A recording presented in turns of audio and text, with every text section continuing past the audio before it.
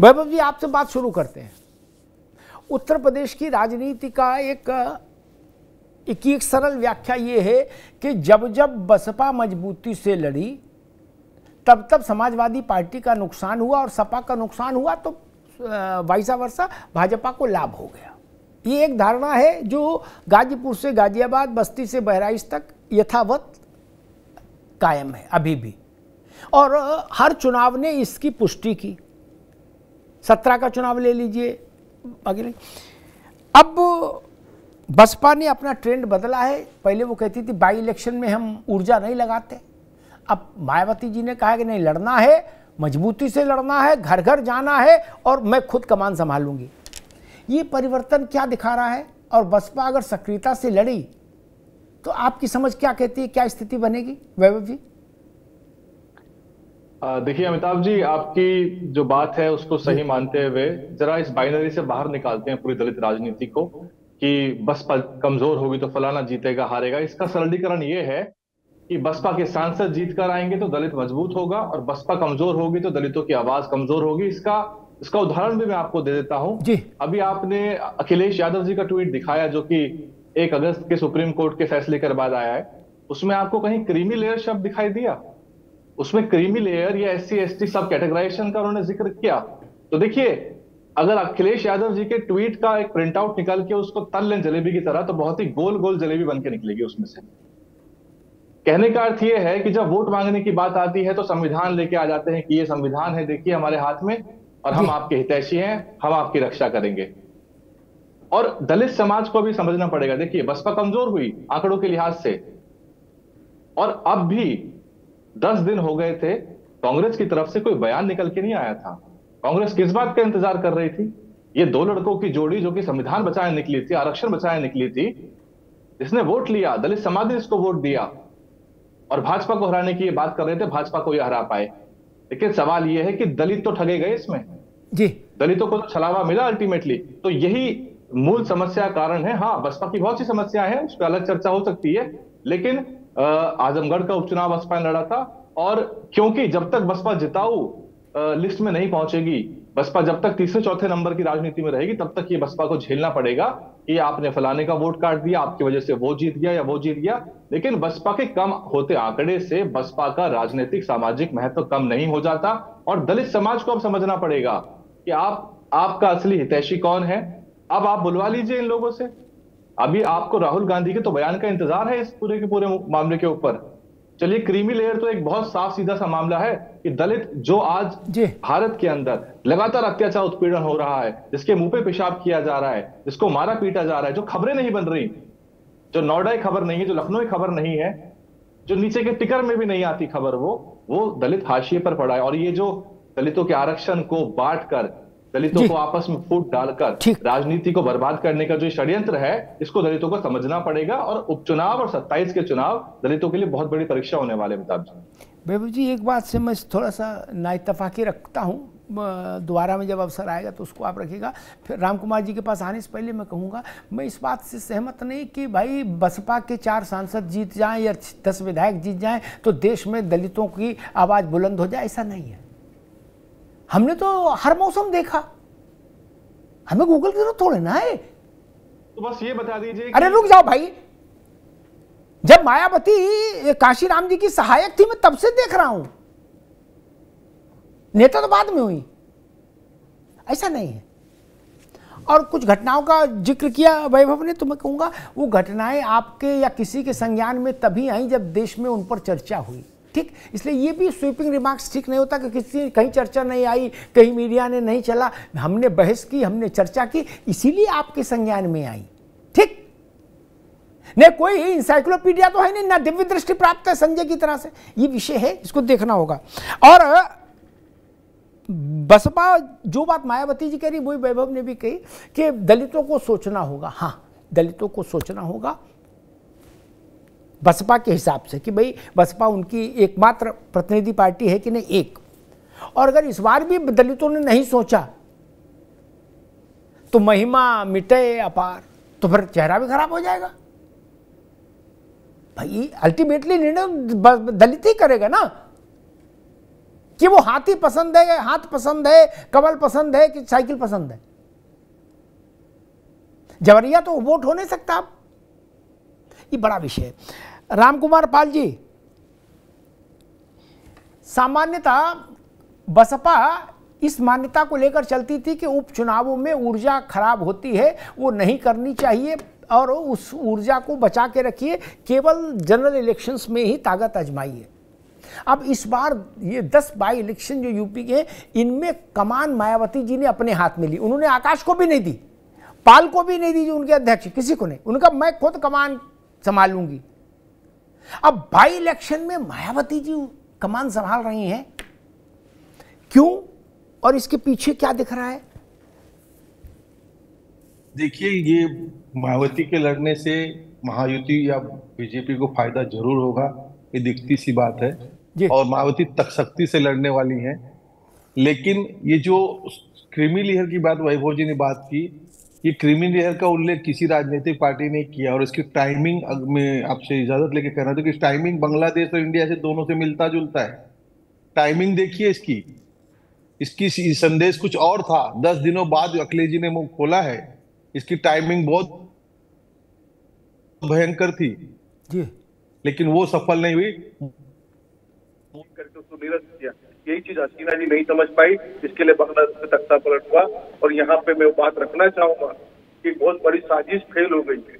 1 तारीख का criminal layer का जो आदेश सुप्रीम कोर्ट का है, ये लोग वेट कर रहे थे कि कैसे भी भाजपा लागू करे और उसका फायदा उठाए। और कोई ब्रिजेश पाठक जी का हमने सुना कि हम बहुत मजबूती से लड़ रहे। अरे भाई, जनता जनार्दन के राशन कार्ड निरस्त करके कौन सी मजबूती से लड़ रहे हैं? प्रयोग जी के प्रवक्ता सुनते होंगे तो राशन कार्ड क्यों सबके निरस्त किए? जो जन सुविधाएं मिलती है, आधार से राशन कार्ड लिंक होगा तो सुविधाएं जनता तक पहुंचती। आपने योजनाएं बहुत थी लेकिन जनता तक पहुंचेगी कैसी? तो ये भी मेरी गुजारिश रहेगी उत्तर प्रदेश सरकार से कि राशन कार्ड को चालू करे और लिंक करे लोगों से।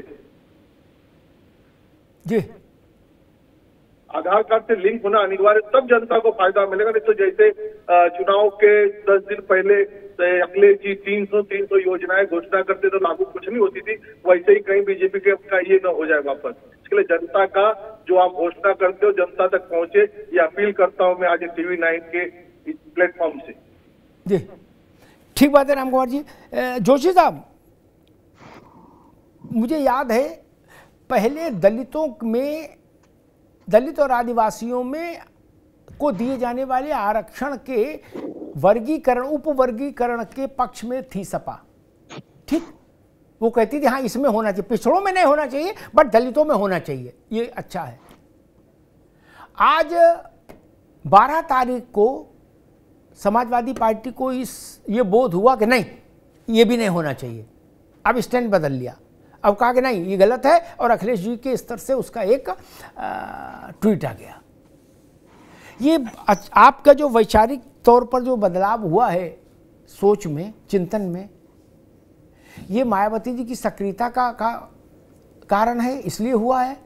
क्योंकि वैसे तो आपकी पार्टी आरंभ से इस बात की पक्ष में रही कि दलितों के आरक्षण को क्लासिफिकेशन किया जाए, सब क्लासिफिकेशन किया जाए। जोशी जी। आदरणीय अमिताभ जी, जो आज आपने बहस चलाई है उस मुद्दे से आपके मुद्दे का जवाब दूंगा मैं। आज आपने बहस चलाई है कि आदरणीय मायावती जी बहन जी जो है सक्रिय हो जाएंगे। बहुत अच्छी बात है कि बहुत लंबे समय के राजनीतिक जीवन के बाद आज वो दोबारा सक्रिय हो रही है आपके अनुसार। बहुत अच्छी बात, हम तो स्वागत करते हैं, पहला विषय। और रही बात जो समाजवादी पार्टी और हमारे जो मानने वाले लोग हैं, हमारे समर्थक हैं, समाजवादी विचारधारा पे चलने वाले लोग हैं, हम लोग आदरणीय बहन जी को और आदरणीय जो भारतीय जनता पार्टी है इनको अलग अलग चश्मे से नहीं देखते। हमारे लोग और हम लोग इसको एक ही चश्मे से देखते हैं। हम लोग उनमें अंतर नहीं पाते, हमें एक ही लगते हैं। अब यात्रा की सुन लीजिए आप। 2014 का चुनाव भी देखा, आदरणीय बहन जी 0 सांसद की पार्टी थी। 19 में माननीय अखिलेश यादव जी के सहयोग से 10 सांसद आए, 24 में अकेले लड़ी और 0 सांसद आए। ये उनका ट्रैक रिकॉर्ड है, क्योंकि राजनीति में कहीं ना कहीं जो परिणाम है उसका उसी को माना जाता है कि कौन किसके साथ है। और जब से माननीय अखिलेश यादव जी ने उत्तर प्रदेश के जो आंदोलन है पीडीए को देश का आंदोलन बनाया, तो निश्चित तौर पे पिछड़ा, दलित, अल्पसंख्यक समाज, आधी आबादी और आधा और हमारे अगड़ा समाज निश्चित तौर पे माननीय अखिलेश यादव जी के अनुसार देखिए किस प्रकार जया जी को भेजने का काम करा, अभी माता प्रसाद पांडे को भेजा, पीडीए के कितने लोगों को हमने विधानसभा में जिम्मेदारी देने का काम करा, लोकसभा में दिलवाने का काम करा। हम लोग उस दिशा में काम करने का काम कर रहे हैं। और आदरणीय बहन जी ने भी बीच में क्रैश कोर्स भी करा था, आपकी मेरी चर्चा भी हुई थी। वो क्रैश कोर्स था 37-38 दिन बाद आकाश जी को अयोग्य से योग्य बनाने का। अब उन्होंने कहा है कि नहीं, वो अयोग्य योग्य छोड़िए, मैं ही इसका नेतृत्व करेंगे। राजनीति में हम लोग समाजवादी लोग हैं, हम सबका स्वागत करते हैं। हमारी लड़ाई केवल भारतीय जनता पार्टी से लड़ाई है और हम इनकी चर्चा करके हमें लगता है कि हम ठीक है जोशी जी, मैं समझ गया जोशी जी का मतलब समाजवादी पार्टी का ये वही गाना है कि स्वयं से करेंगे सबका स्वागत। लेकिन एक बात जो कही जोशी जी ने वो महत्वपूर्ण है। उन्होंने कहा भाई हम बसपा और भाजपा में द्वैत नहीं मानते, हम मानते अद्वैत है, एकात्म है, जो ये सो वो। ऋचा जी ये बता रहे कि एक ही माया है, कहीं धूप कहीं छाया, माया एक ही है, जोशी जी कह रहे।